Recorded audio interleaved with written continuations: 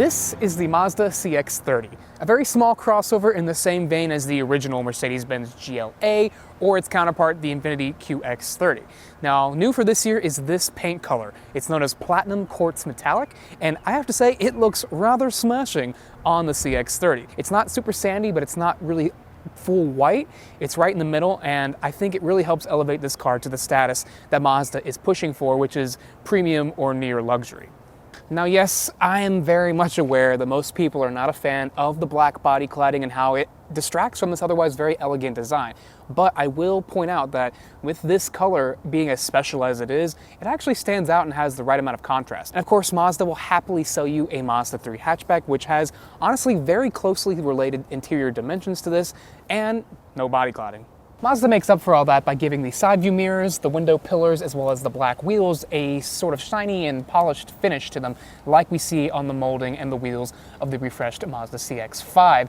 It worked really well on that refresh, and I understand why they didn't do it for the CX-50 because that model is going for a more rugged persona. This is more like the CX-5, and therefore I believe it deserves the shiny stuff around the wheels too.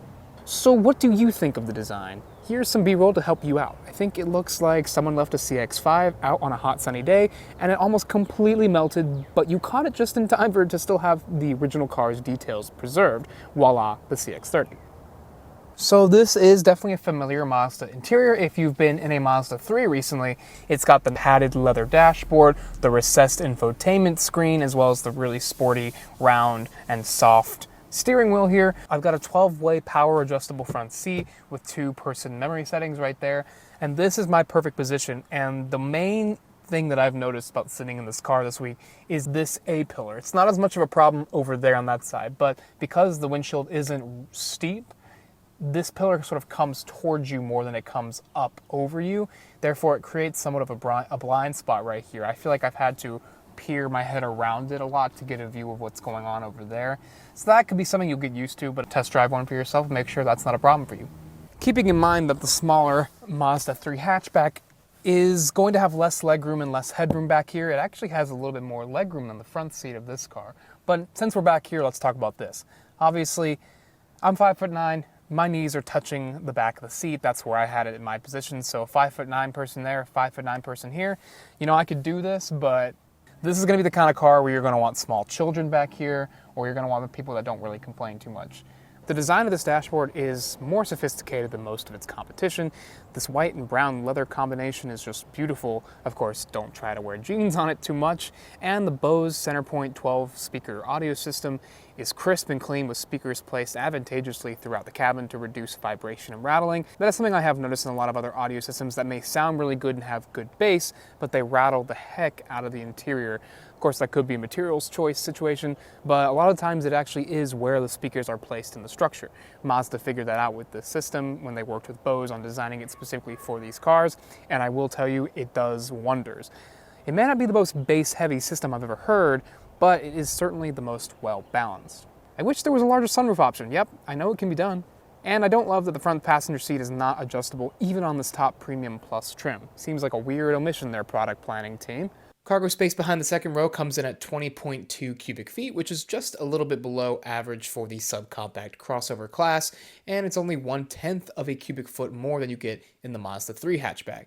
For some perspective, this segment ranges from smaller cars like the Fiat 500X all the way up to larger entries like the Volkswagen Taos. For 2022, all of Mazda's crossovers are now all-wheel drive only. The CX-30 here continues on with 2 engine choices, this being the upgraded 2.5-liter turbo 4-cylinder that makes 227 horsepower and 310 pound-feet of torque on regular unleaded fuel. If you want to upgrade to a 250 horsepower, 320 pound-foot of torque tune, you'll have to pay a little bit more for gas and get that premium 93 octane.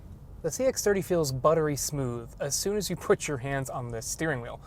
The steering wheel is wrapped in this really soft leather that's pretty much the same softness as the seats themselves. It's very comfortable, it's the right size, and it has the buttons wherever you want them with paddle shifters on the back in case you want to use those. It's also a very direct and communicative steering wheel.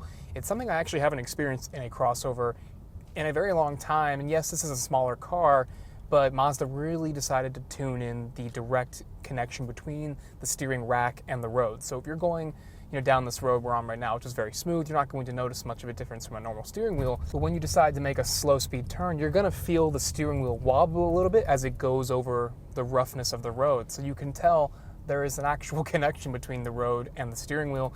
And that's something that a lot of people haven't experienced in a car like this in a long time. So if you test drive one of these and that's the kind of feel you're looking for and the kind of communication you want between driver and pavement, this is definitely going to want to be on the top of your list. Braking is also confident and linear, so no complaints with that. As long as you don't deviate too far from the car's handling limits, it's very fun to toss around in city driving like this. It has a European feel in the fact that it's firm, but it's also American luxury soft at the same time, so it soaks up a lot of those sharper bumps and impacts and potholes and things like that. Where things start to fall apart for me is with the transmission. This is a 6-speed automatic that Mazda has been using in all of its cars for many, many years now. And when it first came out, sure, it was really state-of-the-art. It worked really well. But now we've got 8, 9, and 10-speed transmissions in the competition. And some CVTs that, even though they're CVTs, they will respond a little bit quicker than this 6-speed does. If you still want that traditional transmission feel, of course, stick with this. Another pleasant surprise is the engine note. It doesn't really sound like a 4-cylinder. It actually sounds more like the timbre of an inline 6-cylinder engine. And that is not a bad thing, because if Mazda wants this to sort of feel more premium and more upscale, this sound is definitely going to help them win buyers over.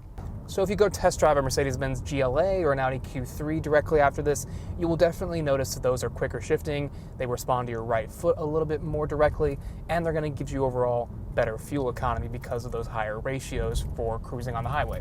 If the logo on the hood doesn't immediately scream premium or near luxury to you, the driving experience just might. So what have we learned about this quasi-crossover thing from Mazda? Well, it's small on the outside, small on the inside, and feels like it on the road. It has an interior that will impress every single near luxury or premium car buyer that sits in it. But at the end of the day, it has a transmission that's holding back its otherwise very nice 2.5 turbo powertrain. Now, would me, a single 25-year-old living in the city, choose this over some of its competition? For now, the answer is no. I would like to wait and see where Mazda's investment in internal combustion engine technology takes them, and I want to see if that eventually helps push this model firmly into the premium category. Plus, there's a Mazda 3 in the same showroom, and I think for the same size, practically, it's the better looking car, and you can get with a manual transmission and no body cladding. When pitted against other similarly sized and priced vehicles that aren't that Mazda 3 hatchback, there are 3 main all-wheel drive competitors I think you should take a look at.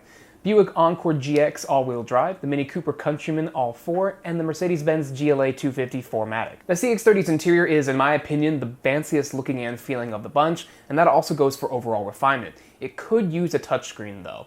But dynamically, the CX-30 leans more towards the Mercedes than the Mini and the Buick. It has the most powerful engine in the group, but its transmission has the fewest gear ratios, making it the least modern and fuel-efficient option. If you want a more fuel-efficient option in this category, the Mini Cooper Countryman does offer a plug-in hybrid model, but it costs well into the $40,000 range. Passenger space falls right in the mix with the rest, but like those options, rear seat legroom and headroom is pretty tight.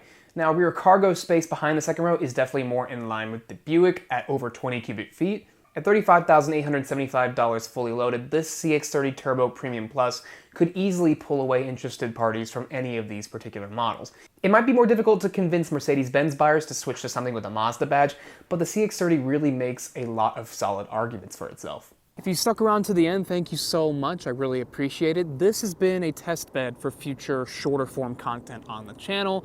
So of course, please use your comments section accordingly. Let me know if I talked about something for too long, if I didn't talk about something for long enough. Is there anything else you want me to add? Anything else you want to let me know? Please do that. Feedback is the most crucial tool we have in this industry, and it will be paramount in making sure these videos are better and better for you each time. Thank you so much for watching, and I hope to see you guys in the next one. See ya.